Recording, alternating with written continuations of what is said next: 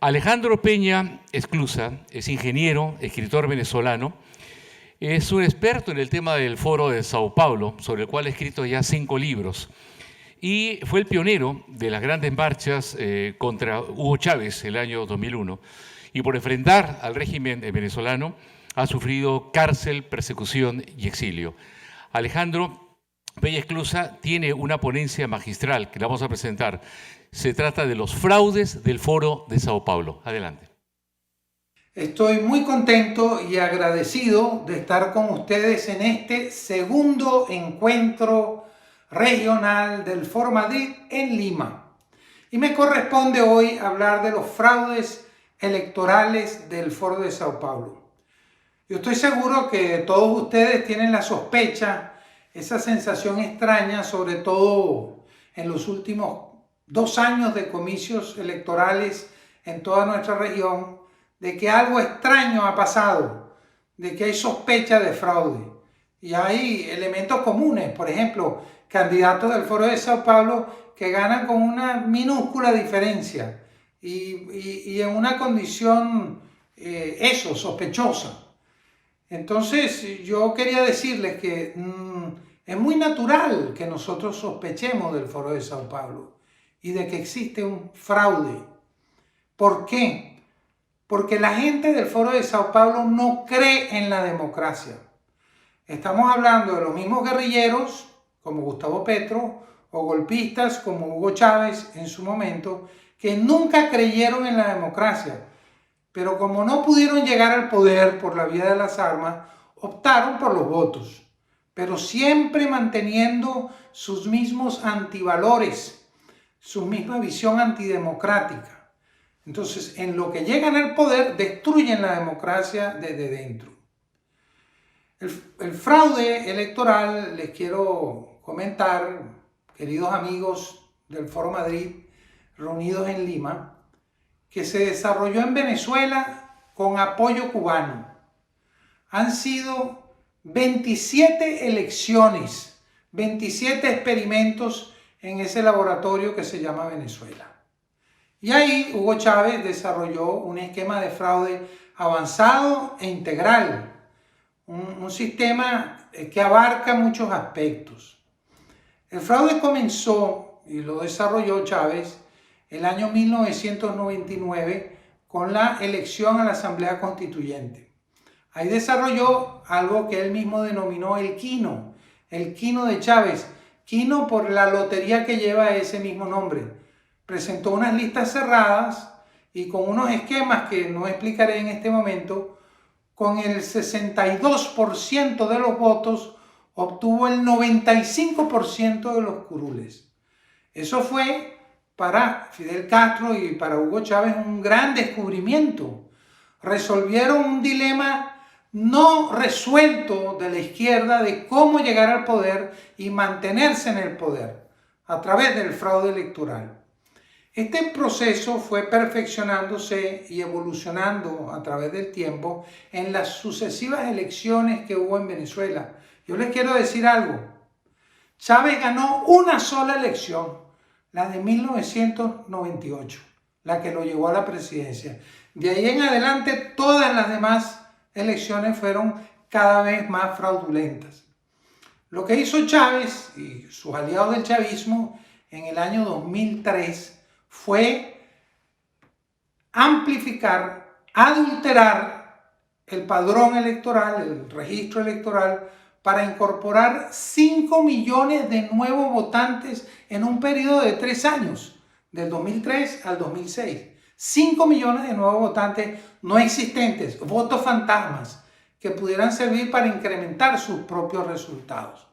Todo esto lo fue aprovechando hasta que en el año 2004 se desarrolló lo que podríamos llamar la madre de todas las trampas. Fue el referendo revocatorio de agosto del 2004, en el cual se decidía si Chávez permanecía en el poder o no.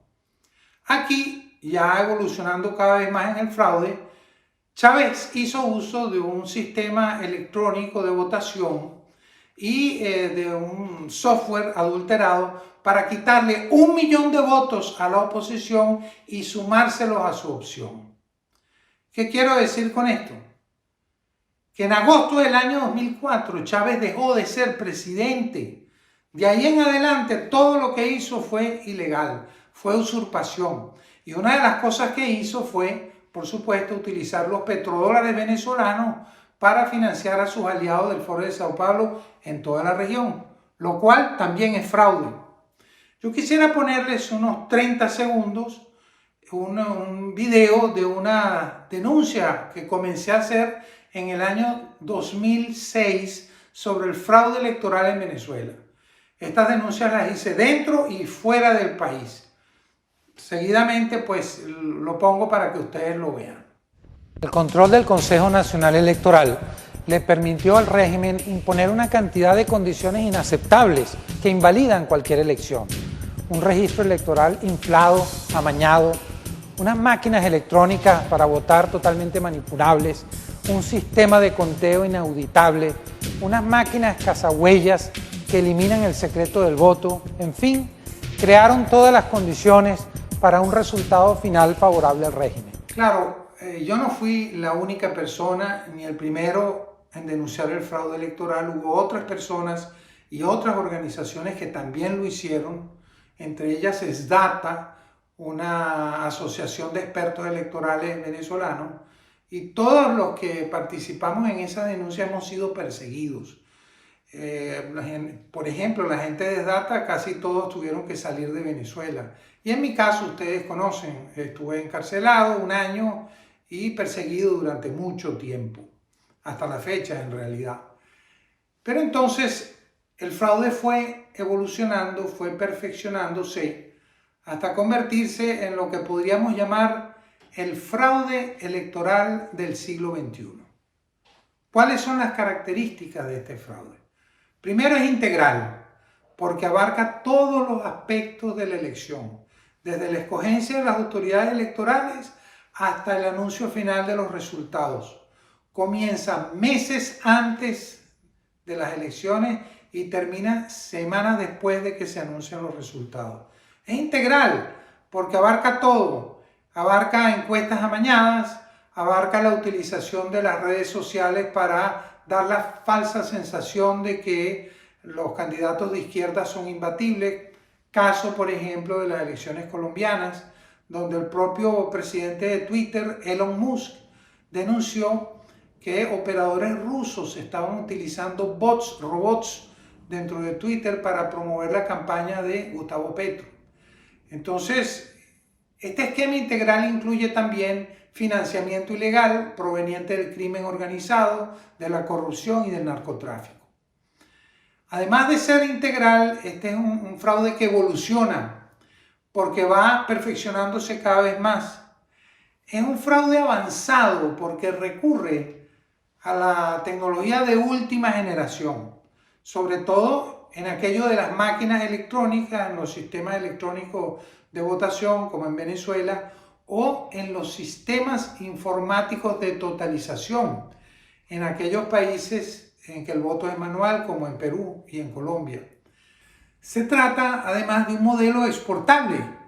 En las elecciones bolivianas del año 2019, lo que hizo Evo Morales estuvo basado exactamente en los fraudes electorales cometidos por Chávez. Ahí se notó la mano venezolana en Bolivia. Y fíjense ustedes que hasta en Kenia, África, detuvieron a 2 venezolanos que estaban involucrados en un posible fraude electoral en ese país. De tal manera que este fraude está caminando por toda Iberoamérica. Yo les quiero decir que el Foro de Sao Paulo nos tiene aprisionados con 2 brazos, con una tenaza que tiene 2 partes. Una parte, llamémoslo así, estratégica, que es la guerra cultural, el marxismo cultural, destinado a demoler los cimientos de nuestra civilización cristiana occidental, destruir a la familia, destruir a la patria, ¿verdad? Eso por un lado. Y del otro lado, vamos a llamarlo táctico, un brazo táctico, es el fraude electoral. Con la guerra cultural y el fraude nos tienen aprisionados. Y nosotros tenemos que contrarrestar eso para poder defendernos del Foro de Sao Paulo, del Grupo de Puebla y de la Internacional Progresista.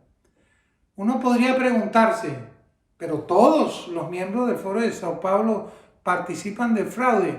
Y yo les digo que sí, sí participan. ¿Y cuál es la prueba? La prueba en Nicaragua.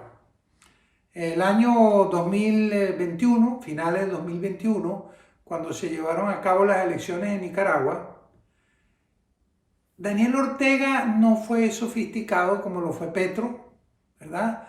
Fue burdo. Encarceló a sus 7 contendores, simplemente los encarceló. Se declaró ganador. ¿Y qué pasó? ¿Hubo reclamos por parte del Foro de Sao Paulo? No. La página oficial del Foro de Sao Paulo, forodesaopaulo.org, no solo avaló los resultados, sino que felicitó a Ortega, dizque por su triunfo.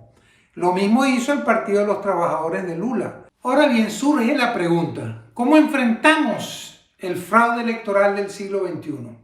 Por mi parte, yo quise desarrollar este tema, presentar algunas soluciones en mi más reciente libro, que se llama Los fraudes electorales del Foro de Sao Paulo. Yo de verdad le recomendaría a los candidatos y a los partidos políticos darle una lectura a este libro porque pueden encontrar sugerencias para las próximas elecciones que vienen. Bueno, están las de Paraguay, pero estas son muy pronto. Pero están las de Guatemala en junio y en octubre hay 2 elecciones importantes, las elecciones generales en Argentina y las elecciones regionales en Colombia. Yo espero que mi libro sea de utilidad como un aporte para enfrentar estos fraudes electorales avanzados, integrales, que evolucionan, que son exportables, que son indetectables. Todo eso está en el libro.